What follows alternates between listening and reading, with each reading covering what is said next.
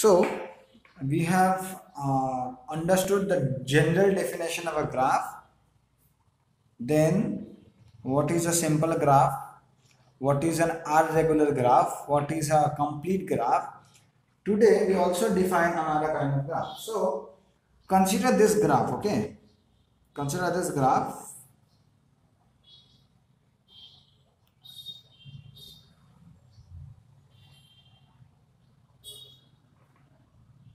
So this graph I'm talking about. So this is my first vertex, second vertex, third vertex, suppose fourth vertex, suppose fifth vertex.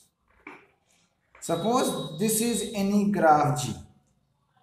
Okay, let me draw this graph in a different manner. Let me take V1 here, V2 somewhere here, V4 here, V5 somewhere here, and V3 here. So let me take the vertices like this and let me join. So there was an edge between V1 and V2, so I have to draw this. There was an edge between V2 to V3, I have to draw this. There is an edge between V3 to V5, I have to draw this. There is an edge between V4 and V2, I have to draw this. Is there any other edge?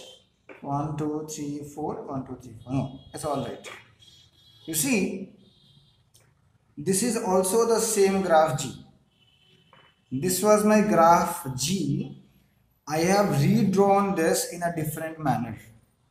I have redrawn this in a different manner. You see, both of these graphs are same because both has 5 vertices. Both are 5 vertices.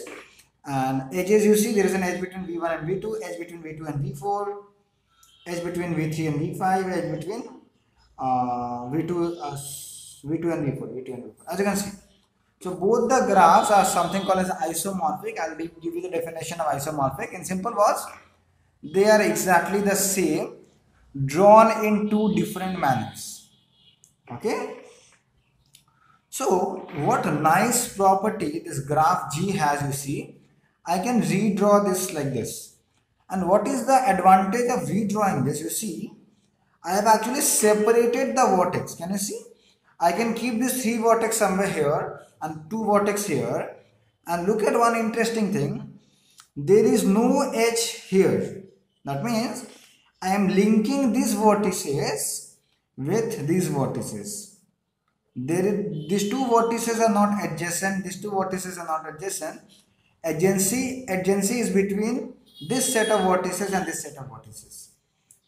Okay, so whenever I can redraw a graph like this, like that means I am partitioning the vertex set into 2 smaller set. One set is this, another set is this, such that there is no edges here, but there is an edge here between this set of vertices and this set of vertices. Such a graph is known as a bipartite graph. Okay, so whenever you can draw a graph in something like this, such a graph is then called as a bipartite graph. So why should we care about bipartite graphs? Is simply that, you see, bipartite graphs will help us to show some relations between different class of objects. Like suppose these are some different things, these are some different things. This graph is showing me how they are linked. Like V1 is linked to V4, so there is some relation between them. But as V1 is not linked to V5, there is no relation between them. So this is one advantage of studying bipartite graph. So let me give you the formal definition of a bipartite graph. So what I mean by bipartite graph. So bipartite graph. So what is the precise definition for it? So this is what we have. A simple graph G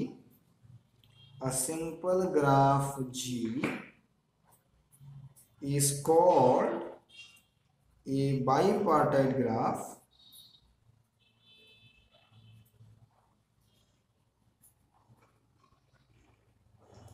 if the vertex set V of G, so the vertex set can be partitioned into smaller sets. So can be partitioned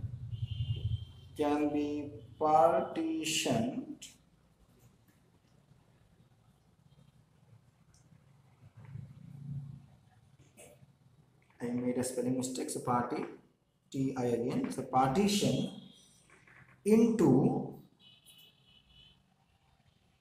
non-empty subsets,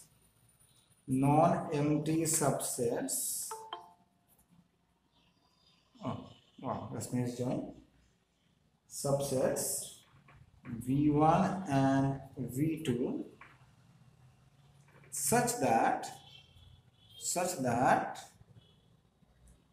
each edge of G is incident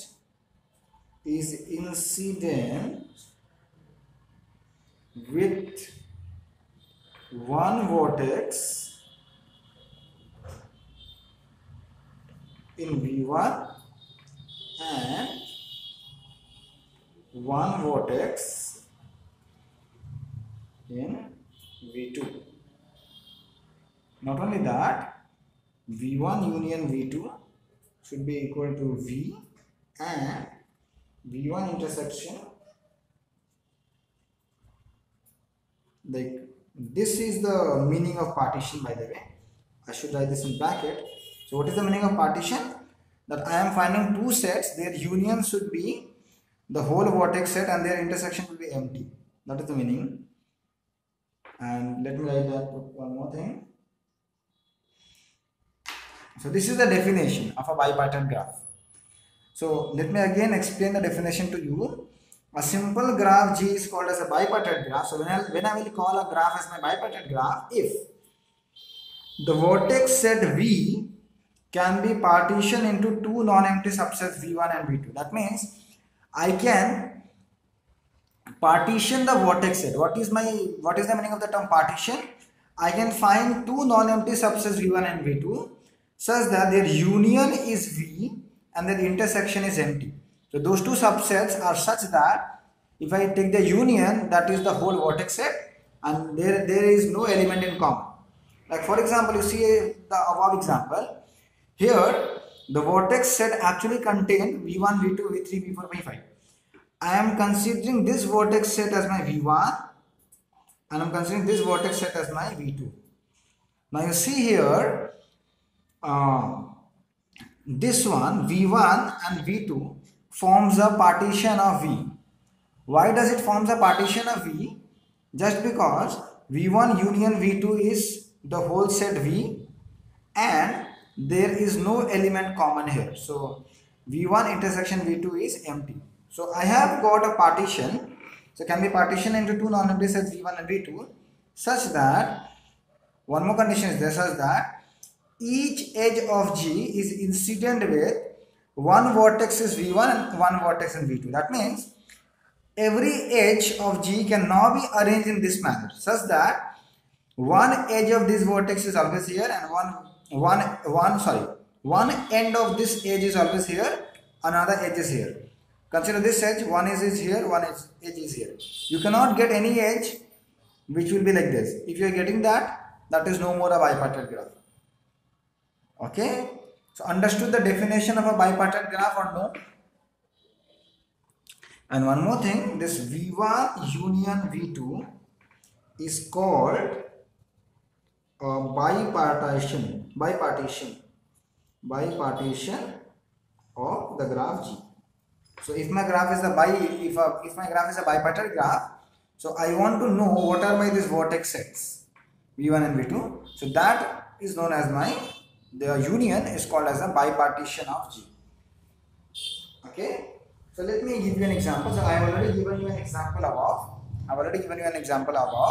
So let me give you another example of bipartite graph. So example.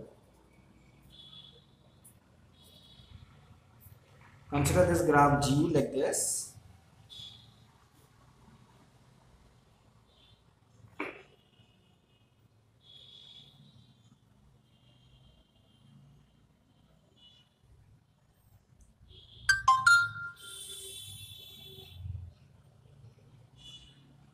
So I have containing 7 vertices V1, V2, V3, V4, V5, V6, V7. Is this graph a bipartite graph? Is this graph a bipartite graph?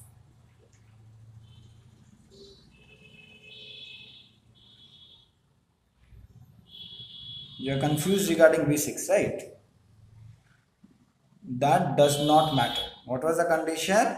I can I can split vertex set into 2 subsets. Their union must be the whole vertex set, and every edge will have one of its endpoints here, another here. So we don't care about V6. So by the way, so yes, G is a bipartite graph. G is a bipartite graph.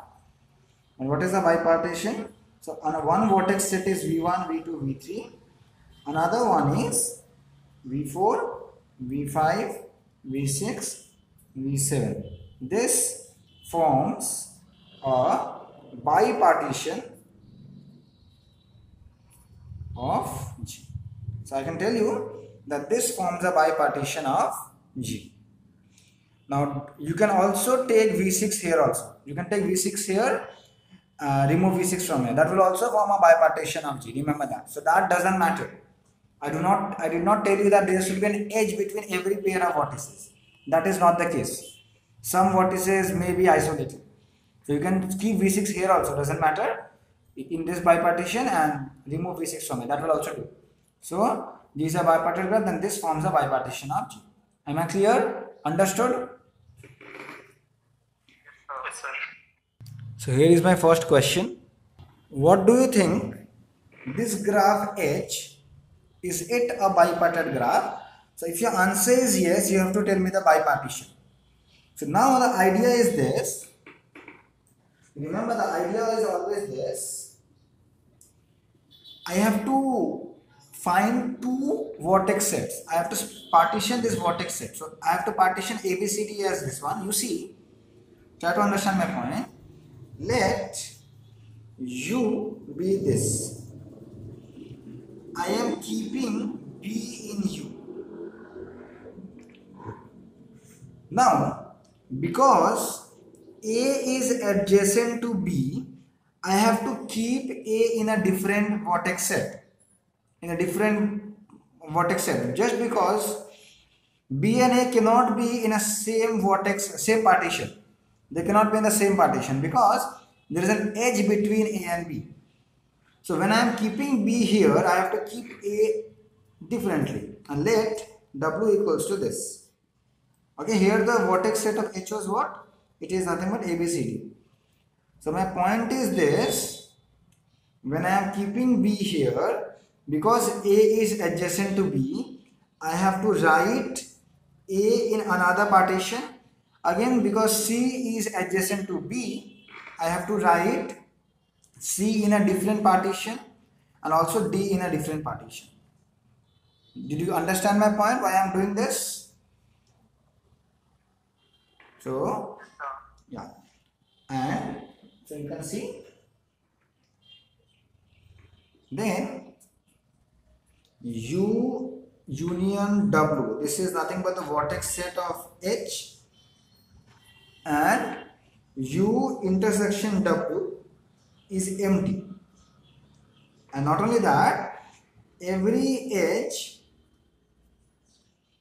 in E, every edge in H has one of its endpoints, one of its endpoints in U and other in V, other in W. Thus, H is a bipartite graph. and you can redraw H like this. I can take U here, I'm writing B here. I can take A, C, D here, and now you draw the picture. This is the picture. So H can be redrawn like this, and you can clearly see now this is a bipartite graph. Am I clear? Did you understood? So look at this graph. Again I have got the same question. Tell me whether G is a bipartite graph or not a bipartite graph. Again I'll start like this. Let U equals to this, W equals to this. I am keeping V3 in U.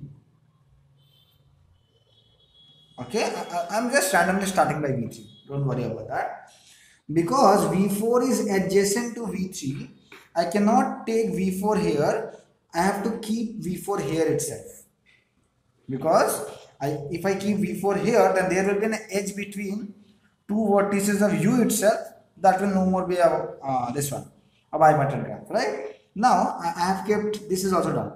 Because V4 is here and V4 is adjacent to V5, so V5 must be here. Now again with the same logic, V5 is here and V5 is adjacent to V6, so V6 must be here. Okay. Now V6 is here and V7 is adjacent to V6, so V7 cannot be here, V7 has to be here. Okay, done. Now you keep one of V1 here because V1 and V2 are adjacent. So you keep V1 here or V2 here and take the opposite of that here. So if I am keeping V1 here, I'll write V2 here. If I am writing V2 here, I'll write V1 here. So suppose I am writing here V1 and suppose I am writing here V2. Now just check. So clearly this union W is the vertex set of G and U intersection W is actually empty. So this is satisfied image check. The union is the whole vertex set of G and their intersection is empty because no of the elements are repeated. And you just check every edge. You take this edge, so V3, V4, okay. You take this edge, V4, V5, V4, V5, okay. V5, V6, so V5, V6, okay, alright. V6, V7, so V6, V7. There is an edge between these two, V1, V2, alright. So clearly this, and every edge in G has one of its endpoints in U and other in W. Thus what can I say? G is a bipartite graph. If you want to redraw G, so what you will do? You keep here V4, V6, V1, or let me write V6, V4, V1, doesn't matter. The ordering doesn't matter, remember. And here I write V3, V5, V7, V2. So let's draw an edge between V3. So let me start with this one, V1 and V2. So there is an edge between V1 and V2. There is an edge between V3 to V4, edge between V4 to V5, edge between V5 to V6, V5 to V6, edge between V6 to V7. I hope I have drawn all the edges. 1, 2, 3, 4, 5. 1, 2, 3, 4, 5. So this is my bipartite graph, as you can clearly see. Taking this as one partite set and this is another partite set. The union is the vertex set and you can look at the edges. Understood? So this was example number 2 to check whether this was bipartite or not a bipartite graph.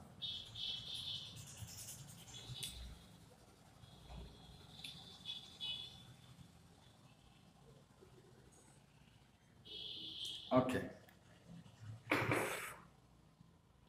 Now you consider K3, okay? You consider K3. And you tell me, so what is K3? You know, a complete graph on 3 vertices. That means a triangle.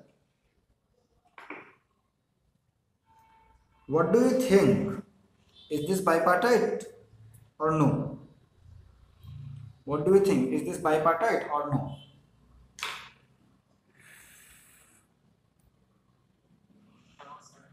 No. That's a very good answer. The answer is no. See, it is very obvious because V1 and V2 are adjacent. Because V1 and V2 are adjacent, I have to keep V1 here in a different partite set and V2 in a different one. So I am keeping V1, V2 here because they are adjacent. I have to separate them. I have to keep them in two different partite sets. Now V3 is adjacent to V1. Because V3 is adjacent to V1, just look here, V3 is adjacent to V1. In that case, V3 cannot be here. V3 cannot be here. In the same partite set as V1, so V3 must be here. But this means V2 and V3 are not adjacent. This means V2 and V3 are not adjacent, but which is a contradiction because they are adjacent. So K3 is not a bipartite graph. So remember, whenever you study a topic, you should always have some examples, also have non-examples. So somebody can ask you, give me an example of a non-bipartite graph. So this is my example. So always remember the ones which are not bipartite. Even in abstract algebra, you know which groups are not normal, which groups are normal. So you should always remember both the things. Give me an example of a subgroup which is not normal. Give me an example of a subgroup which is normal. So these things are very essential. So if somebody asks you, give me an example of a graph which is not bipartite, the answer is K3, a complete graph of 3 vertices. So this is all about bipartite graphs. Now you might be thinking, is there any easy way of determining whether a graph is bipartite or no? The answer is yes. Okay, there is an easy way, there is a necessary and a sufficient condition to determine whether a graph is bipartite or not. But we cannot answer this at this moment. We will do it in subsequent classes. I'll give you a necessary and a sufficient condition. When is a graph bipartite? Just by looking at the graph, you can tell me whether the graph is bipartite or not. Okay, so we'll do that later on. We do not have enough knowledge now to do that proof. We have to learn so many things, then we can do that proof. I'll come back to that. Okay, another thing you see here, look at this graph G. There is no edge between V6 and V3. There is no edge between V6 and V2. There is no edge between V1 and V7. When I complete all of this, that means I am just drawing like this. I am drawing this V6 to V3, V6 to V5, V6 to V7, V6 to V2. I'm just drawing by dotted line just to tell you that these are new edges that I am drawing. Then V4 to V3, V4 to V5, V4 to V7, V4 to V2. Then V1 to V2, V1 to V7, V1 to V5, V1 to V3. So my point is this: when I am drawing all possible edges between these two bipartite set, like V2 to V4, V3 to V6, 3 to 1, 5 to 4, 5 to 6, 5 to 1 and so on. If I am drawing all possible edges between the two partite sets, then such a graph will be called a complete bipartite graph. So first of all, to be a complete bipartite graph, it must be a bipartite graph. And when can I say it is complete? When between any two vertices of U and W there lies an edge. So that is called as a complete bipartite graph. So let me write the formal definition to that. So complete bipartite graph. So what is the definition? This is the definition. Just a minute. So first of all, this should be a bipartite graph. So a bipartite graph G with Because it is a bipartite graph, I'll have some partition with bipartition V1 union V2. That means the vertex set has been divided into two sets V1 and V2 such that their union is V and their intersection is empty. With bipartition, this is called a complete bipartite graph. Complete bipartite graph. So when will I say this is a complete bipartite graph? You have already have the answer. Complete bipartite graph on M and N vertices.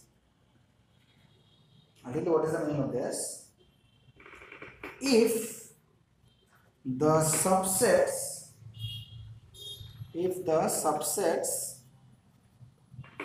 V1 and V2 contain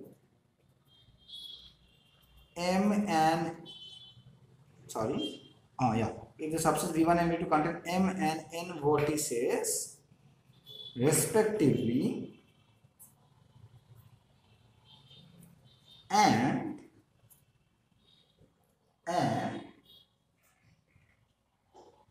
there is an edge between, and there is an edge between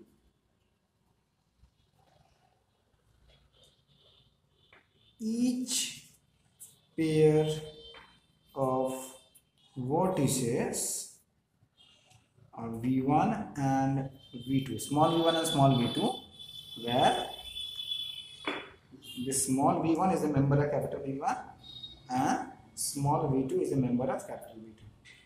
So definition is simple, just looks scary but simple. What is it? I have some bipartite graph having the bipartition V1 union V2. It is called a complete bipartite graph on M and N vertices if number of elements in V1 is M and number of elements in V2 is N. Okay, V1 contains M vertices, V2 contains N vertices, and there is an edge between each pair of vertices V1 and V2, where V1 in V1 and V2 in V2. That means there is an edge between every member of V1 to every member of V2. I hope you have no confusion regarding the definition. And why I have included this letters M and N? That means it has got 3 elements. It has got suppose 5 elements. So M is 2 and V that is 5. N is 5. As simple as that. So let us look at the example, this one. So look at this example. Suppose here I have 2 vertex, here I have 4. So let me draw this. Draw all possible edges. Draw all possible edges that you can draw.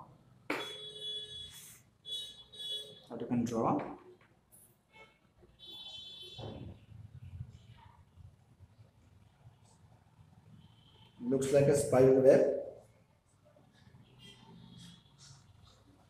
So can you tell me, is this a complete bipartite graph or a no? So this is a complete bipartite graph on 2 and 4 vertices. So here there are 2 and 3. Look at the definition. Complete bipartite graph on M and N vertices. So my first bipartite set has 2 elements and second one has got 4 elements. So this is a complete bipartite graph on 2 and 4 vertices. So we will give this a name K24. K stands for complete graphs and 2, 4 stands for that one vertex, one partite set has got 2 elements and another has got 4 elements. So let me write that as a note. So a complete bipartite graph on M and N vertices is denoted by K, M, comma N. So because there are 2 vertices and there are 4 vertices, so it will be denoted by K24. Similarly, I can give you another example.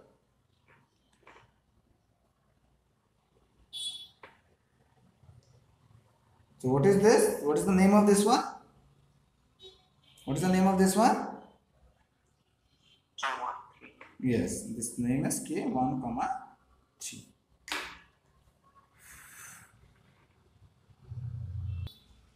So the question is this. I'll just write this as a note.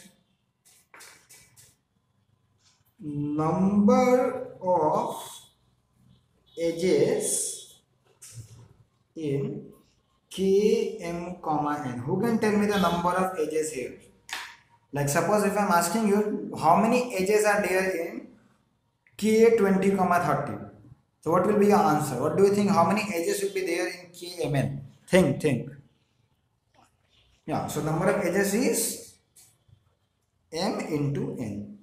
As you can see here also, what is the number of edges? 2 into 4, 8 edges are there. 1, 2, 3, 3 edges are here. The proof is extremely simple. You can just use the fundamental principle of counting. This one can go to any of the 4 ones. Right? Yeah. No, just a minute. This one can go to any of the 4 and this one can also go to any of the 4. Yeah. So 4 plus 4 will be just 8. We will use the addition principle and simply here 1, 2, 3 and so on. The number of edges in Kmn is m into n. Okay. So you're basically adding n times, that is m into n, because from here, from the first vertex there are n edges, from the second one there are n edges, third one there are n edges. So you're basically adding n how many times? M times, that is m into n. So we have a result for this. The number of edges in Kmn is m into n. Very simple. Okay. So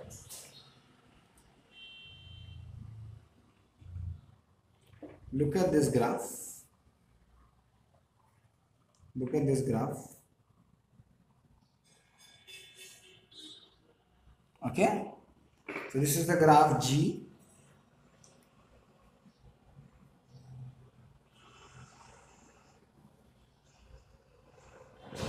Suppose this is the graph G1. This is the graph G2.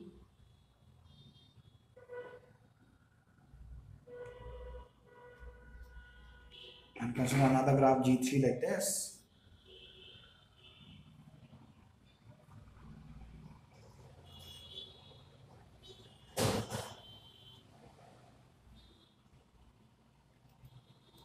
Okay.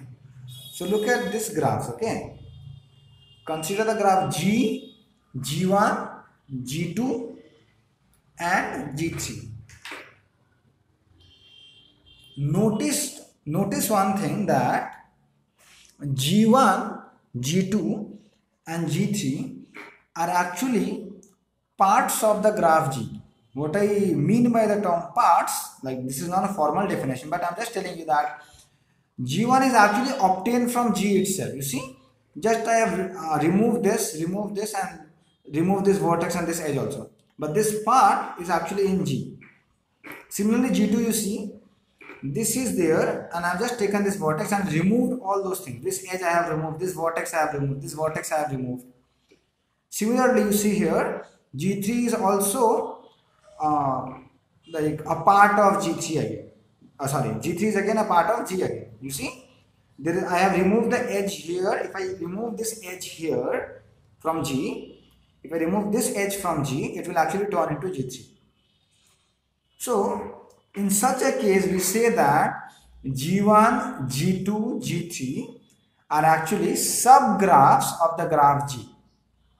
G1, G2, G3 are actually the subgraphs of the graph G. Just like you have studied in abstract algebra about groups and subgroups, rings and subrings, fields and subfields. So what is a subgroup? It is actually inside the group, smaller than the group, but itself forms a group. So that is the definition. So G1 is actually smaller than G. Like what I mean by the term smaller, you should understand. Like that is not a mathematical term, but still I hope you are understanding the one. So what is this? Like G1 is contained inside G, I can say, right? So in that case we say that G1 is a subgraph of G. G2 is a subgraph of G. G3 is a subgraph of G. So did you understand the meaning of the term subgraph? Okay. So I will now formally define what I mean by a subgraph. So remember, a subgraph cannot have extra edges or extra vertices. I cannot take here extra vertex. If I take that, in that case it will no more be a subgraph. So the condition is this: to be a subgraph, the vertex set should be contained inside the vertex set of this. As simple as that. Okay. And the edge set will also be contained inside this. And remember that because these two vertices are not adjacent, so these two cannot be adjacent again in the subgraph. So this is what I will write here.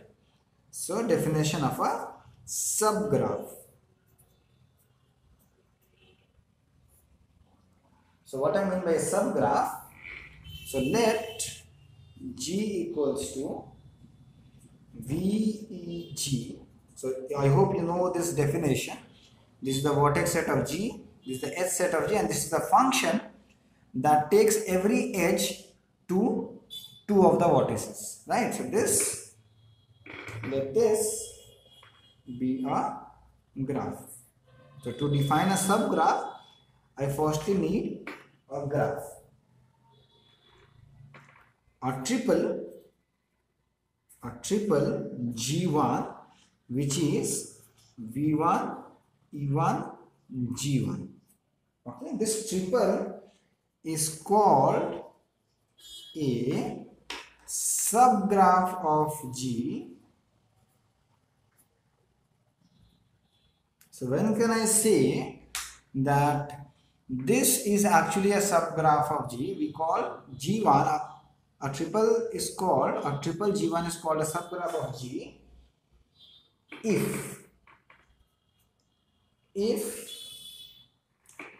V1 is a non-empty subset of V. So that is very obvious, as I already explained, that V1 will be inside V. The vertex set of this subgraph cannot be bigger than this vertex set, and it should be definitely non-empty, because if it is empty, that I am not drawing anything, as simple as that. So V1 is not non-empty subset of V.